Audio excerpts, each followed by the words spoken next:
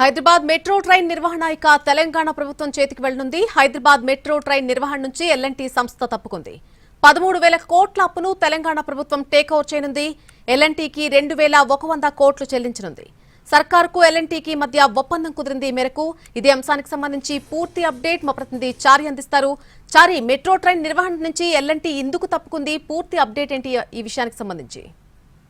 Metro నిర్వహణకు సంబంధించి నిర్మాణం నుంచి నిర్వహణ వరకు మొత్తం ఎల్ఎన్టీ నిర్వహిస్తుంది. గడిచిన 10 రోజులుగా హైదరాబాద్ మెట్రో నిర్వహణలో అలాగే మెట్రోకి పూర్తి స్థాయిలో నష్టాలు వస్తున్నటువంటి నేపథ్యంలో దీని నుంచి తప్పుకోవాలని ఎల్ఎన్టీ నిర్ణయించుకుంది. అయితే 2-3 సార్లు ప్రభుత్వానికి కూడా ఇదే ప్రతిపాదన చేసింది.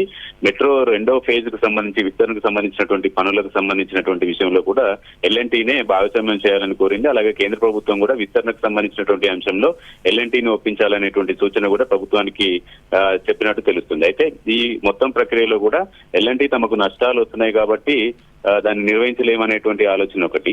అయితే ప్రభుత్వం పూర్తి స్థాయిలో ఎల్ఎన్టీకి ఆస్తుల్ని అప్పజెప్పినా కూడా దాన్ని పూర్తి స్థాయిలో వినియోగించుకోలేకపోయింది.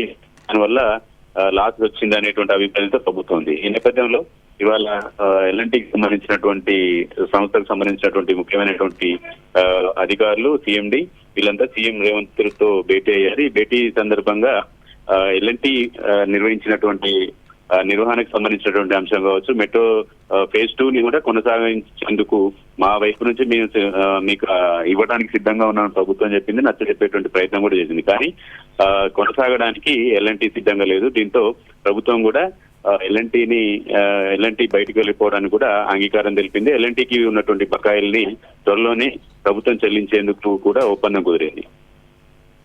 Right Chari, thank you for the update.